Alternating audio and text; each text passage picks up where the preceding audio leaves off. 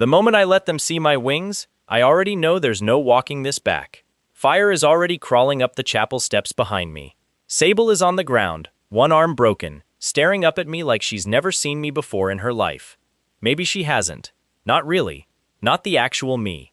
12 knights in white and gold armor have their weapons raised. Every single one is pointed at my chest. And the worst part? I'm not even scared of them. I'm scared of what happens after this. Because the second these wings finish unfolding, the whole world is going to know exactly what I am. Not a farmhand, not a nobody from a dead-end village. Something they buried 140 years ago and swore would never come back. A dragon. At the time, I had no idea how right they were to be afraid. This didn't start tonight. It started the day I stopped being human at all. I was a 26-year-old delivery driver named Theo who ran a red light he swore was still yellow, and the last thing I remember from that life is headlights, and then nothing, and then a sound like the entire universe cracking an egg. Which, it turns out, is exactly what was happening. Because I woke up inside one, small, curled, cold. Something hard around me on every side, and a heartbeat that wasn't mine, thumping through the shell like a war drum. I didn't have hands to touch the walls. I had claws. That should have been my first clue this wasn't a coma dream. It got worse. Or better, depending on how you look at getting reincarnated as livestock in a world that hunts your entire species for sport. The shell cracked open in the middle of a burned-out campsite, ash still warm under me, and the first face I saw belonged to a woman with silver-streaked hair and a knife already halfway out of its sheath. She looked at me, I looked at her, and instead of gutting me on sight, she went very, very pale. "Oh, you absolute disaster," she muttered. "You're not supposed to exist." Her name was Morel, and she was the closest thing this world had to a hermit witch who'd seen too much and trusted too little. She lived at the edge of a dying forest called Duskwood, 3 days from the nearest town, specifically because she didn't want anyone finding what she kept out there. Apparently that included freshly hatched apocalypse lizards. She could have killed me in about 4 seconds. Dragons in this world weren't rare. They were extinct. Officially, on record, wiped from every kingdom's threat ledger 140 years ago after the last one nearly ended everything. Instead, she wrapped me in her coat and carried me inside. "You don't get a say in this," she told me, like I'd argued. I hadn't. I couldn't talk yet. "But you're mine now, and I am going to regret this so much." She had no idea. Here's the thing about this world that took me embarrassingly long to understand. It isn't just kingdoms and monsters and pointy swords. Something is watching all of it, constantly, silently grading every living thing on how dangerous it could become. The locals call it the Reckoning. Nobody built it. Nobody controls it. It just is, the way gravity just is. And it assigns every creature a rank the second it's strong enough to matter. Rank F, rank D, rank B, all the way up to rank S, reserved for things that can flatten cities. And above that, one slot nobody's supposed to ever fill again. Endgame. 140 years ago, something did. A dragon. The Reckoning marked it endgame. Every kingdom on the continent threw everything they had at it, and when the smoke cleared, half a mountain range was gone and dragons were extinct. That's the story they teach children. That's the reason a silver-haired witch went white as bone the second she saw my scales. I didn't know any of that yet. I just knew I was small, hungry, and apparently illegal. Morel raised me like a secret. She taught me to bind my true shape into something human-shaped by the time I was 5, a trick most dragons supposedly needed decades to learn, and I somehow picked up in months, which should have worried both of us more than it did. She gave me a name that wasn't a title, wasn't a warning, just a name. Ashkar. "Say it like you've always had it," she told me. "Say it until you believe it." I said it for 3 years straight. I almost believed it. Growing up human-shaped in a village called Fenmore should have been the easy part. It wasn't. Fenmore sat on the edge of the kingdom of Arundel, close enough to Duskwood that Morel could pass me off as her sister's orphaned kid without anyone asking too many questions. I went to the one-room schoolhouse. I mucked stables for coin. I learned to fake a normal heartbeat around people who could sense magic, which, it turns out, is a skill you develop fast when the alternative is a public execution. My best friend was a boy named Denner, the miller's son, loud and reckless and allergic to keeping secrets. He didn't know mine. I made sure of that, but he was the only person my age who didn't flinch when I got too quiet or stared too long at the sky. And for a kid raising himself on borrowed truths, that mattered more than I let myself admit. "You're weird, Ashkar," he told me once, grinning around a mouthful of stolen bread. Good weird, don't change. I promised I wouldn't. Another lie. I was changing constantly, and none of it was under my control. The first time the reckoning noticed me directly, I was 12 years old and hiding from a summer thunderstorm in Morel's cellar. Lightning split a tree less than 30 feet from the house. Fear spiked through me hard enough to hurt, and a pane of pale text unfolded in the air in front of my eyes, visible to no one but me, cold and clinical as a ledger. Threat assessment. Subject detected. Rank suppressed. Anomaly flagged. Recommendation: monitor. I screamed. Morel came running with a kitchen knife in one hand and half her hair still in curling rags, ready to fight whatever had made that sound come out of me. There was nothing to fight, just a window only I could see, judging me, and then gone as fast as it had appeared. "It's the reckoning," she said once I'd stammered through what I'd seen, her face gone the particular gray it only went when I'd frightened her badly. "It watches everything strong enough to matter. It's not supposed to notice something your age this clearly." She made me repeat the exact wording 3 times, then made me swear never to let fear show in front of strangers again. Suppress doesn't mean invisible, Ashkar. It means it already knows exactly where to look if you slip. I didn't see the window again for 2 years. That didn't mean it stopped watching. By 14, I could feel my own rank shifting, like a pressure building behind my ribs every time I got scared or angry. Morel called it the itch. She said most dragons didn't feel it this young. She said it like a warning, not a compliment, and made me run drills in the dead of night, teaching me to clamp it down before it clamped down on me. Morel's drills got harder every season.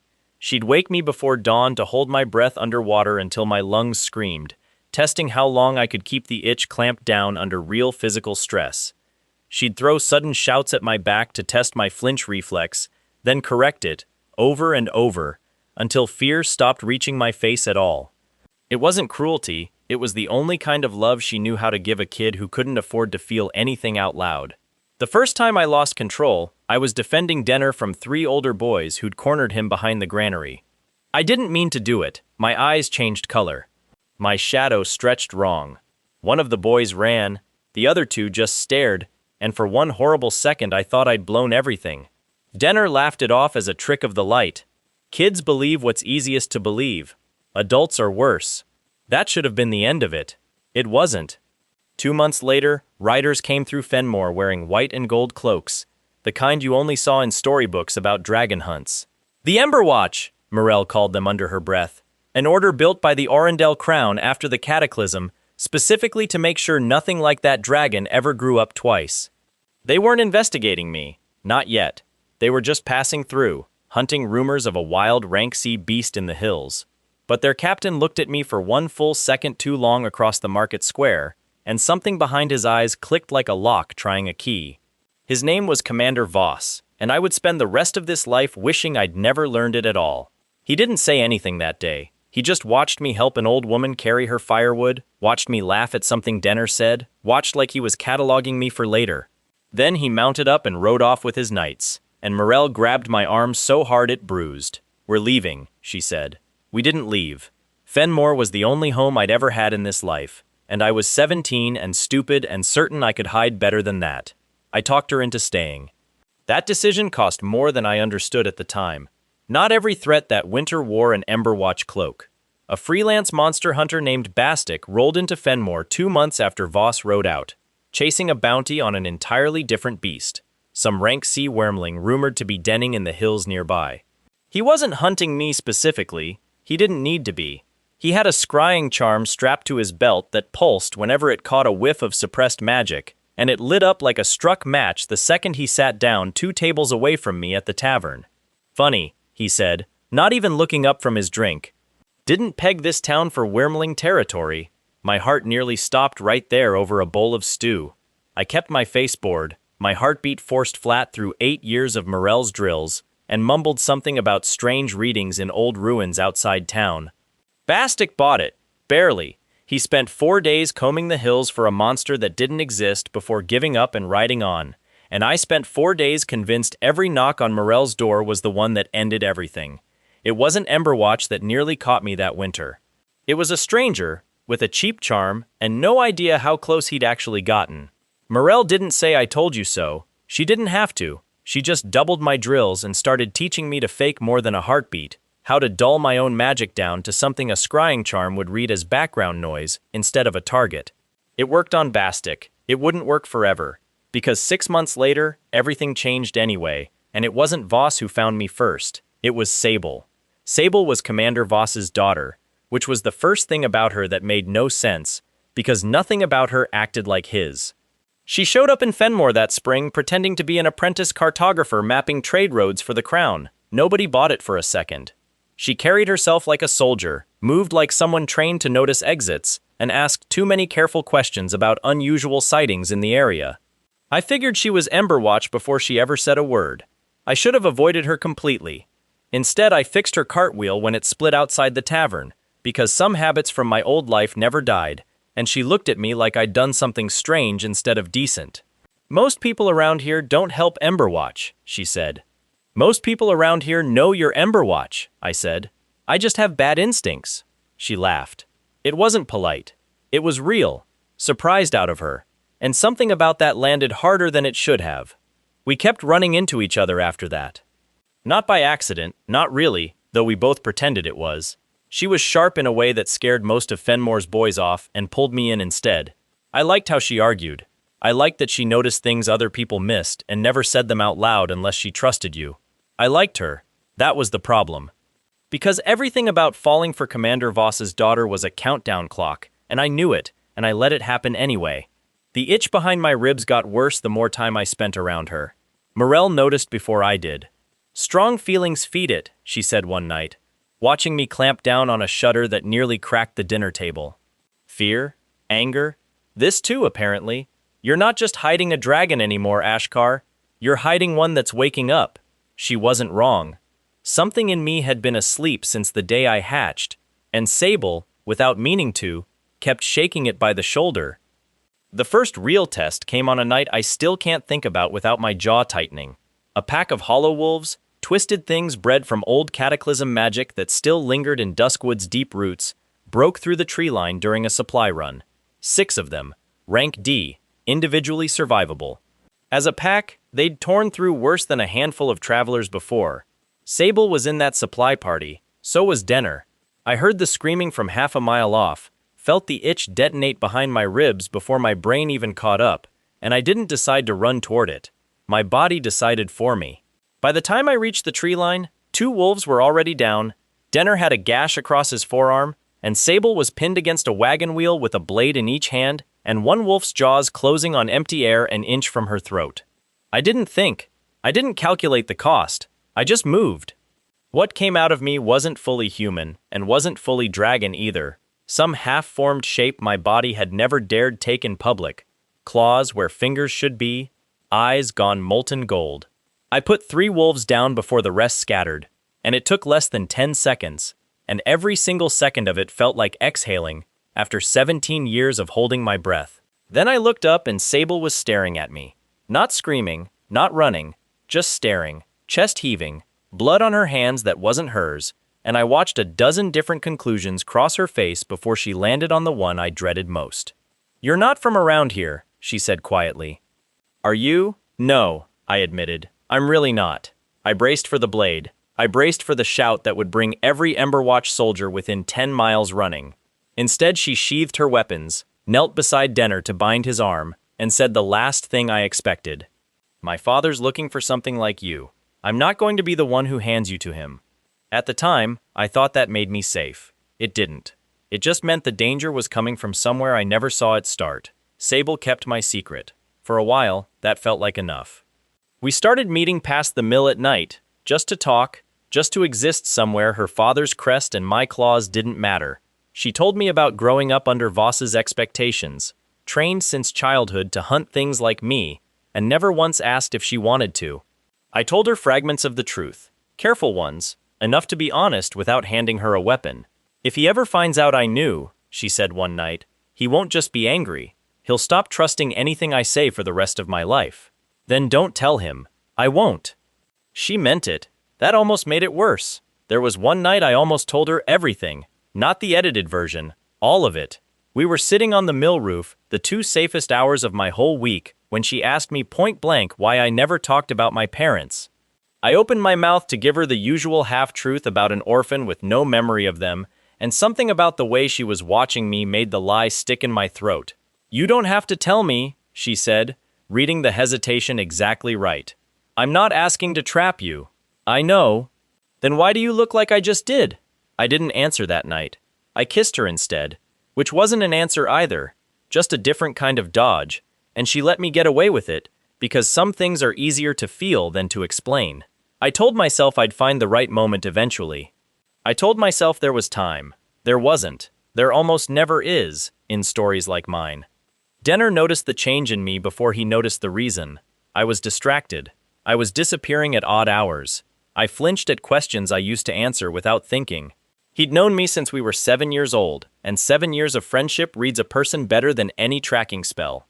"You've been weird for months," he said one afternoon, arms crossed, hurt buried under the accusation. "Weirder than usual. Is it her? Voss's daughter? It's complicated." "Try me." I didn't. That was my mistake, the same one I'd make again if I'm honest, because some truths feel too heavy to hand to someone you're afraid of losing. So I lied to his face, and Denner, sharper than I ever gave him credit for, started watching me instead of trusting me. He caught me 3 weeks later, not intentionally.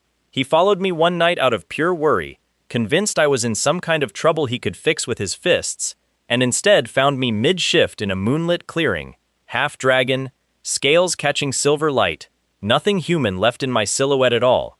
He didn't scream, he just went very still, and then he ran, and I let him, because chasing him down would only have proven every fear he'd just seen with his own eyes. I told myself he needed time. I told myself he'd come back once the shock wore off. He came back with Emberwatch riders instead. I don't fully blame him, even now. He was 17, terrified, raised on stories about the cataclysm the same as everyone else. And he genuinely believed he was saving Fenmore from something none of us understood. He thought he was protecting people. He had no idea what he'd actually started.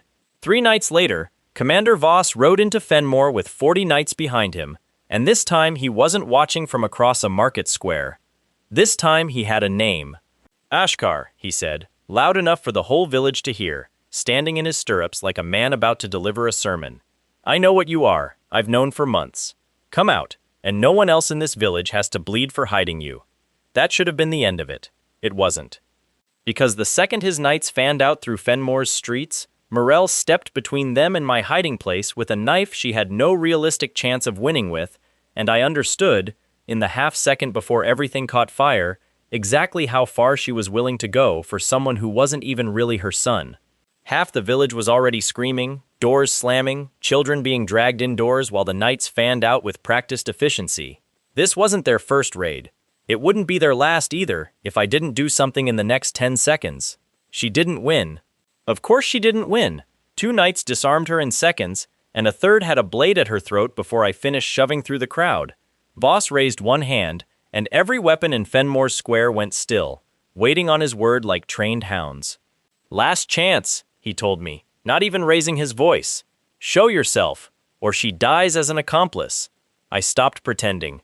The shift hurt more than it ever had before, like tearing off a mask that had grown into my actual face, but I let it happen in front of the entire village anyway. Scales, claws, wings I'd never once let unfold in daylight.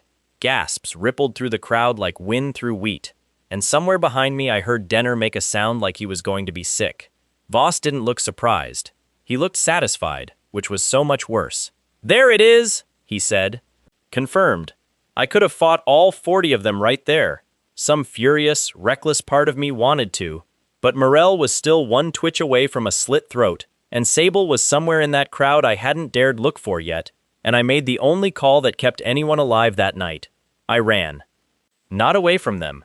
Toward Duskwood, dragging their attention with me, buying Fenmore a chance to breathe, while 40 knights chased a target that could actually fly. Voss took the bait harder than I expected. He wanted me, specifically, more than he wanted a quiet arrest. I didn't know why yet.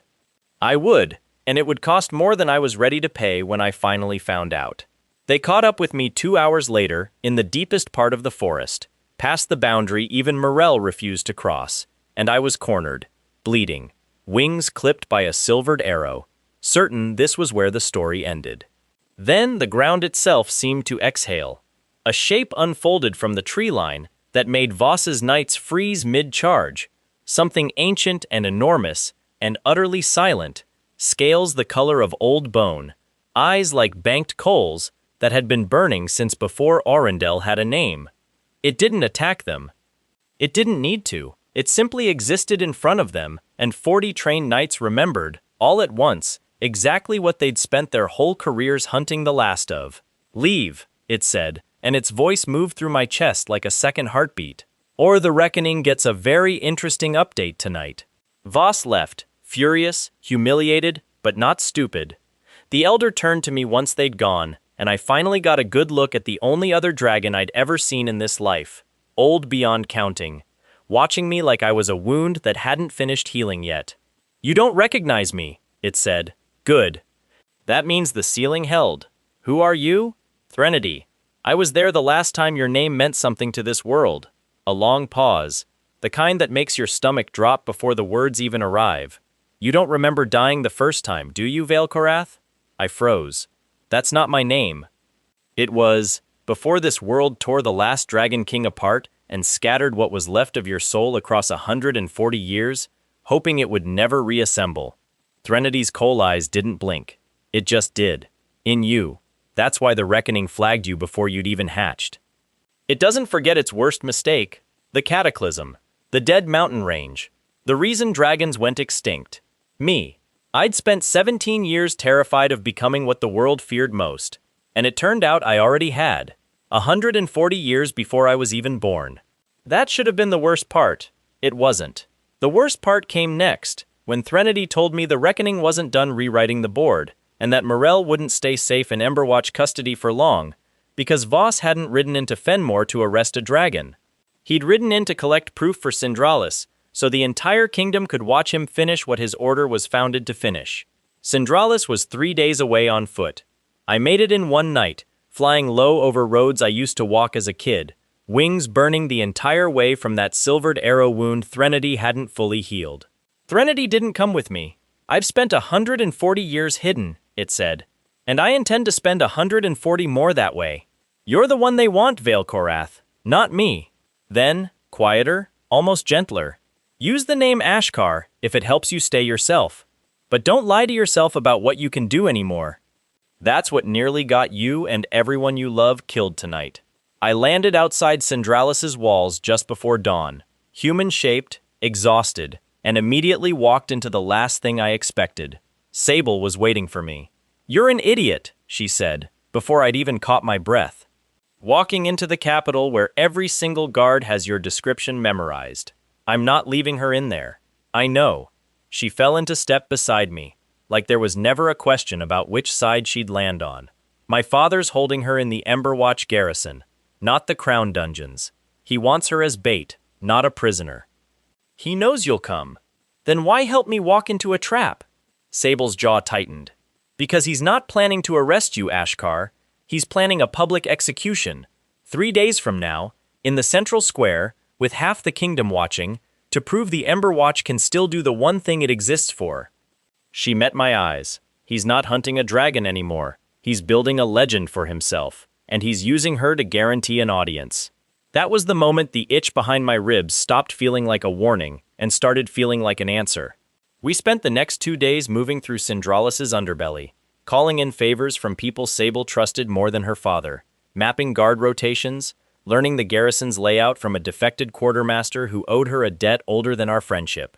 Denner found us on the second night, guilt written across every line of his face, and I let him help, because forgiveness turned out to be easier than I expected once I understood how scared he'd actually been. "I thought I was protecting people," he said. "You were protecting the version of the story you knew," I told him. "Now you know a different one." He didn't apologize with words. He apologized by drawing us the fastest route to the garrison's eastern gate from memory, a route only a miller's son who delivered flour there for years would know. The quartermaster, a nervous man named Fell who clearly regretted every decision that had put him in Sable's debt, met us in a wine cellar 2 streets from the garrison wall. "She's not in the dungeons," he said, sketching the layout with shaking hands. "Voss moved her to the officer's holding block this morning. Better guarded, worse for you." He hesitated, glancing at me like he still hadn't fully accepted what I was. "He's also doubled the night watch since yesterday. Word is he's expecting trouble." "He's expecting me," I said. "He's expecting something," Fell corrected. "I don't think even he knows exactly what you can do yet.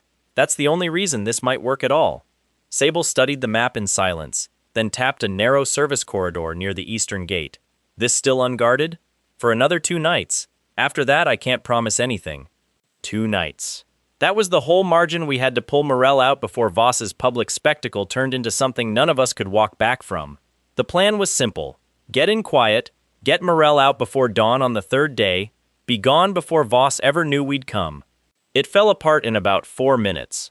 A patrol Sable hadn't accounted for caught Denner at the eastern gate, and the alarm that followed brought half the garrison down on us before we'd even reached the holding cells. I could have run. I'd trained my whole life to disappear the second things went wrong.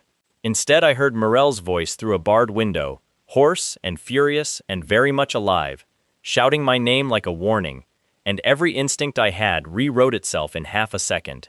I stopped hiding. I stopped running. I went in loud. I didn't shift all the way, not yet. I didn't need to.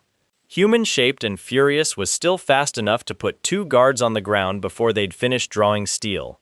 Still strong enough to tear the holding cell door off its hinges like wet paper. Morel stumbled out with a split lip and a look on her face that was somehow both furious and proud. "You absolute disaster," she said, echoing the first words she ever said to me. "Get me out of here before I have to watch you die saving me." We almost made it. We got Morel clear of the garrison, got Denner patched up enough to run, and made it 3 streets from the eastern gate before horns started sounding across the entire capital, deep and layered, the kind of alarm a city only has one use for. "That's not a normal alert," Sable said, already moving. "That's the reckoning signal. My father's been waiting for a confirmed threat rank to justify a full mobilization." Her face went pale under the torchlight. "He's about to make this official. We ran for the western wall. We didn't reach it." Commander Voss was waiting for us in the central square, flanked by every knight he had left, standing on the steps of Cindralis' great cathedral, like he'd planned this exact tableau from the start. Behind him, the massive doors of the chapel stood open, packed with terrified citizens who'd been herded inside for their own safety and were now trapped watching through the windows instead. "You made this easy," Voss said. "A dragon, a witch, a traitor's daughter, and a defector, all in one net." "Let them go," I said. "This is between us." "No," Voss said, almost gently. "This stopped being between us the moment the reckoning confirmed what you are. This is between you and everyone in this city who's about to watch me end 140 years of holding my breath."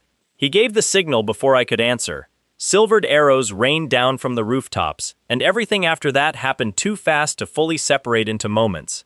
Denner shoved Morel behind a stone fountain. I caught 2 arrows meant for Sable, and felt a third graze past my shoulder close enough to taste blood in the air.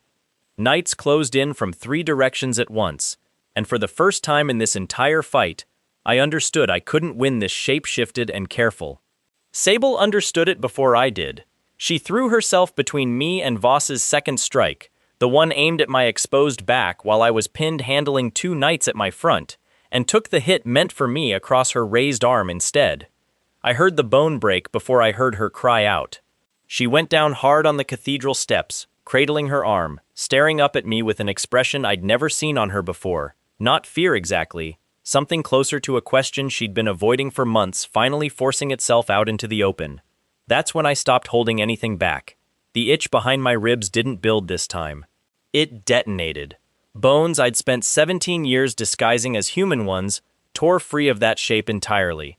Wings unfolding wide enough to throw the entire square into shadow.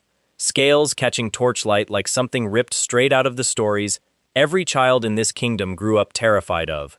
Someone in the crowd screamed the word dragon like a curse. I didn't care anymore.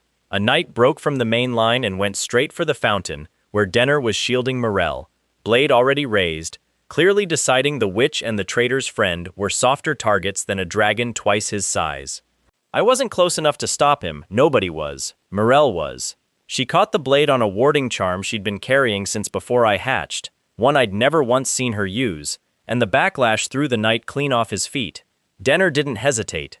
He grabbed the man's dropped weapon and stood over both of them, shaking, terrified, and immovable anyway. "Not today," he said, in a voice that didn't sound like the miller's son I grew up with at all. That single second bought me exactly what I needed. I put myself between the fountain and the rest of the advancing line, wings flaring wide enough to blot out the nearest torches, and for the first time all night, the knights hesitated instead of charging. What happened next lasted less than 2 minutes. It felt like a different lifetime. I put down 6 knights without meaning to kill any of them, just enough force to break formation, to buy Sable the seconds she needed to crawl clear of the steps with her good arm.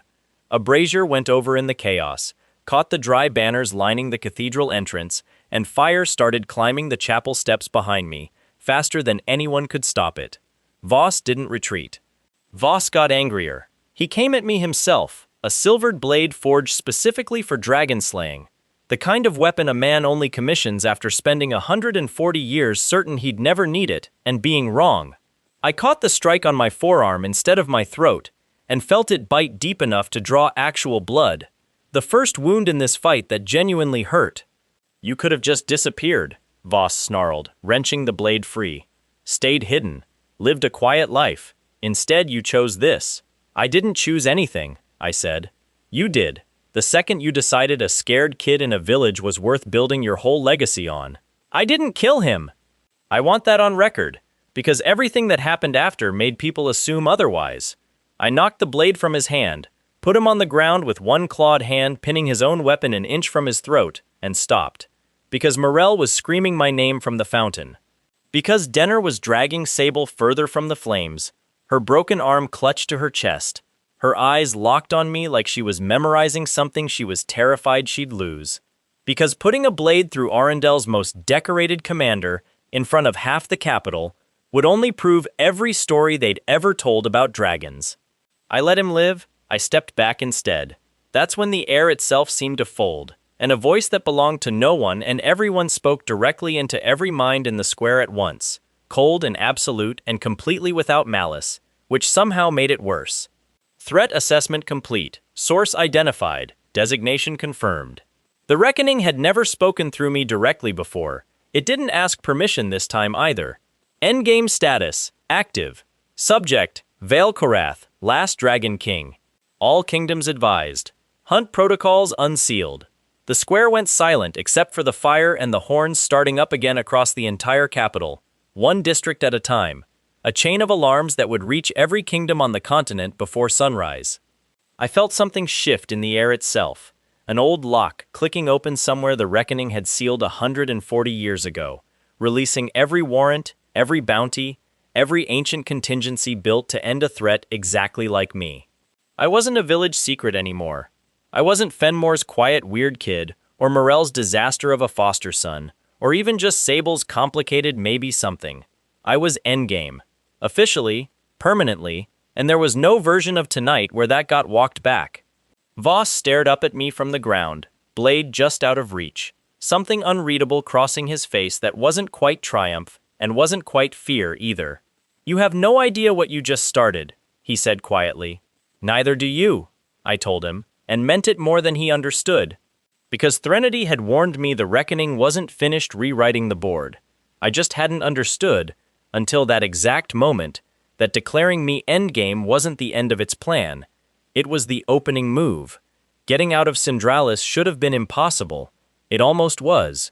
Every gate slammed shut the second the Reckoning's announcement finished echoing through the streets, and fresh patrols poured out of barracks I hadn't even known existed, all of them moving with the specific, coordinated urgency of soldiers who'd just been handed a kingdom-defining mission. I grabbed Morel. Denner grabbed Sable, careful of her broken arm, and I unfolded wings I no longer had any reason to hide. "Hold on," I told them. "This is going to be fast and it's going to be bad." It was both. I cleared the western wall on pure instinct, arrows sparking off scales that had never been tested against this much silvered steel at once, and every hit landed like a hammer, even when it didn't break skin. Something clipped my left wing near the same spot Voss's arrow had grazed it in Duskwood, and for one gut-dropping second I lost enough altitude that Denner screamed and Morel swore in a language I didn't recognize. I caught us before we hit the tree line. Barely. We came down hard in a ravine 2 miles outside the capital, and for a full minute nobody said anything at all, just breathing, just checking each other for wounds that weren't already obvious. Morel had a cracked rib. Denner's forearm needed real stitches.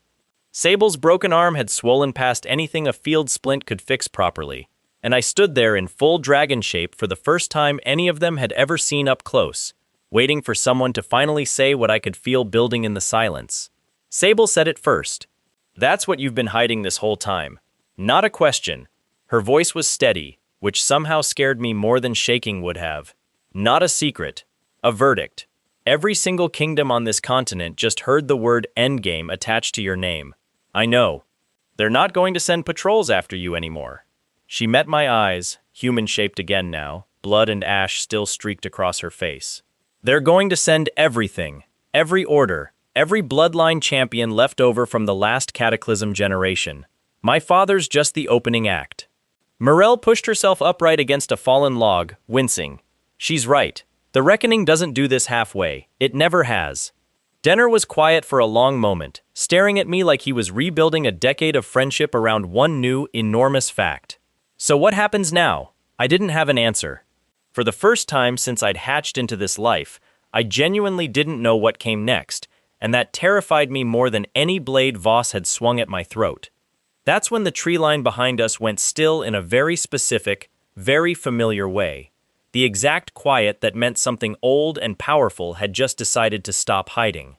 Threnody stepped out of the shadows like it had been standing there the entire time, coal eyes moving across each of us in turn before landing on me, and for the first time since we'd met, it looked something close to grim. "You survived the declaration," it said. "Good. That means we still have time. Not much. Time for what? The reckoning doesn't just brand an endgame threat and wait around hoping someone strong enough shows up eventually." Threnodi's voice dropped lower, and something in it made every hair on my arms stand up. "It builds the answer immediately. It's already summoning the era's cataclysm party, the same way it did 140 years ago, pulling the strongest bloodline candidates on the continent into one hunting order, specifically designed to end you. How does it choose them?" Morel asked, already bracing like she suspected the answer. "Bloodline first, proximity second." Threnody didn't look away from me. "Anyone who stood against a confirmed endgame threat and survived gets flagged as a viable candidate, whether they want the honor or not. The reckoning doesn't ask permission, it just writes the name down." The silence that followed lasted exactly as long as it took Sable to understand what that meant about her. "I stood against him tonight," she said slowly. "On the cathedral steps. In front of half the capital and every Emberwatch officer my father commands." "Yes," Threnody said, without softening it at all. "Which means your name is very likely already on that roster, whether you accept the summons or not.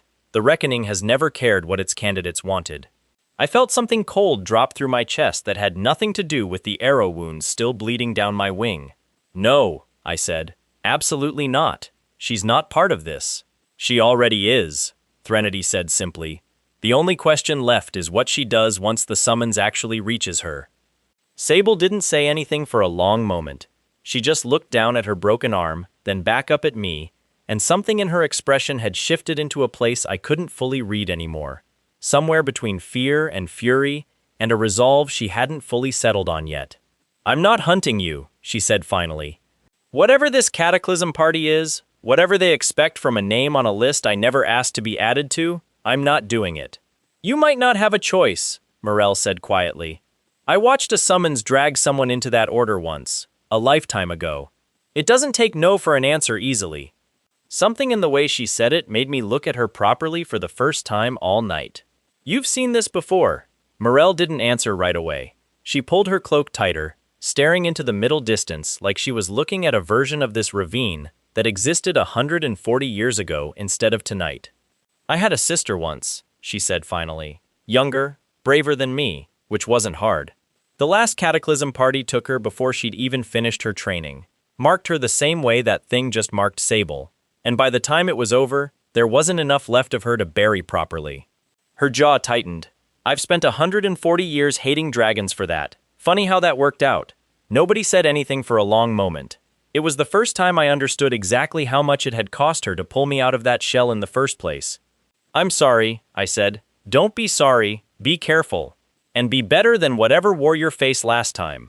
She finally looked at me again, something fierce and unshakable underneath the exhaustion.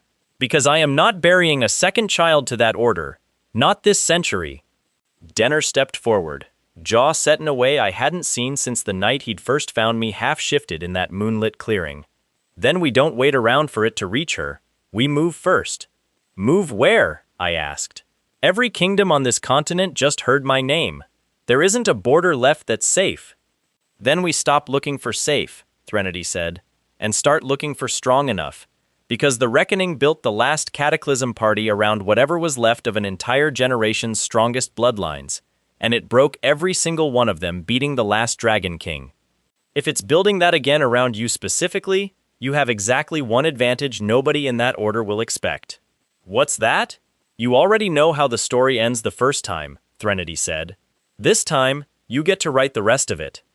Dawn was starting to break over the ravine by the time we stopped talking and started moving. 4 of us and one ancient dragon nobody in this kingdom knew was still alive, heading somewhere none of us had chosen yet, carrying a warrant that would follow us across every border on the continent. Voss would recover from tonight. He'd be angrier for it, and he wouldn't stop, not now that the Reckoning had done the one thing he'd spent his whole career hoping for. I'd made an enemy of a man who genuinely believed he was saving his world. I'd also made something else tonight, standing on those burning cathedral steps in front of everyone. Not a monster, not a myth from 140 years ago, a target with a face, a name, and now, apparently, a countdown clock. We made camp an hour later in a hollow far enough from any road that even Emberwatch trackers would need luck to find it. Nobody slept. Morel kept watch out of habit. Denner kept checking the tree line like Voss might materialize out of the dark by sheer force of guilt. Threnody simply sat, still and unreadable, the way I imagined it had sat through 140 years of hiding. I found Sable a little apart from the fire, her splinted arm resting across her knees, staring at nothing in particular. You should be resting, I said. So should you. She didn't look up. You've been bleeding through that wing wrap for the last hour and pretending you haven't noticed. She wasn't wrong. I sat down anyway, close enough that our shoulders almost touched, far enough that it still felt like a question neither of us had answered yet. I'm sorry, I said, for all of it, for not telling you the whole truth sooner, for dragging you into something that's about to put a summons on your name whether you want it or not. Don't. Her voice was quiet, but there was no give in it. You didn't drag me into anything. I chose to step in front of that blade tonight. I'd do it again. She finally looked at me, firelight catching the exhaustion and something steadier underneath it. What I need to know is whether you're planning on running from this or facing it. I don't know yet what facing it even looks like. Then we figure it out together. A small, tired, almost smile. Assuming the Reckoning doesn't have other plans for me first. I wanted to tell her it wouldn't. I wanted to promise her the Cataclysm party was just a threat Threnody had exaggerated, that her name wouldn't actually end up bound to an order built specifically to end me. I didn't get the chance. Sable went rigid beside me without warning, breath catching hard in her throat, her splinted arm jerking against her chest like something had grabbed it from the inside. Threnody was on its feet before I'd even fully processed what was happening, coal eyes wide for the first time since I'd met it. That's the mark, Threnody said, low and urgent. It's early. It's not supposed to manifest this fast. Sable clawed her sleeve back with her good hand, and underneath it, spreading across the pale skin of her forearm like frost creeping up glass, was a symbol none of us had ever seen before. 3 interlocking rings burning gold-white in the firelight, searing itself into her exactly the way the Reckoning had once written a verdict across the sky the day I was declared endgame. She didn't scream. She just stared at it, jaw locked, breathing hard through her nose, while Morel grabbed her wrist, and Denner scrambled for water that wasn't going to help at all. What is that? I said, already knowing the answer and hating it anyway. Confirmation, Threnody said quietly. The Cataclysm Party doesn't send a letter, Veilkorath. It brands its candidates directly, the moment the Reckoning finalizes the roster, and it never asks the candidate's opinion on the matter first. Its coal eyes move to Sable's arm, then back to me, grim and certain. She's not a possible name on a list anymore. She's already one of them.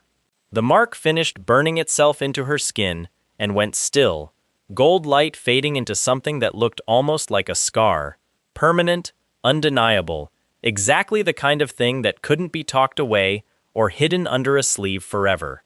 Sable looked up at me across the firelight, and for the first time all night, I couldn't tell what she was thinking at all. "Whatever this is," she said, voice steady despite everything, "it doesn't change what I told you an hour ago." Denner crouched beside her, examining the mark with the same stubborn focus he used to bring to fixing broken millstones, like refusing to look away from it might somehow make it less real. "Can it be removed? Broken? Anything?" "Not by anyone I've ever heard of," Threnody said. "The last generation tried everything from holy fire to blood oaths. The mark doesn't come off, it only activates." "Activates how?" I asked, dread pooling somewhere under my ribs. "When the Cataclysm Party formally convenes for its first hunt," Threnody said, "every marked candidate gets pulled toward it, whether they've agreed to serve or not. It's not a summons you can ignore, Veilkorath. It's a compulsion woven into the mark itself." Its coal eyes settled on Sable with something almost like pity. "You have time before that happens. Not much, but some." "Then we use it," Sable said, and there wasn't a shred of self-pity in her voice at all, just the same steady resolve I'd fallen for the first time I heard her argue about a broken cartwheel. "Whatever this thing is trying to turn me into, I'd rather figure out how to fight it than sit around waiting for it to decide for me." I wanted to believe that with my whole chest. But I'd just watched the Reckoning reach across an entire continent and put its claim on the one person I trusted most in this life. And somewhere out there, an order built 140 years ago to end dragons like me had just gained its newest weapon, whether she agreed to swing it or not.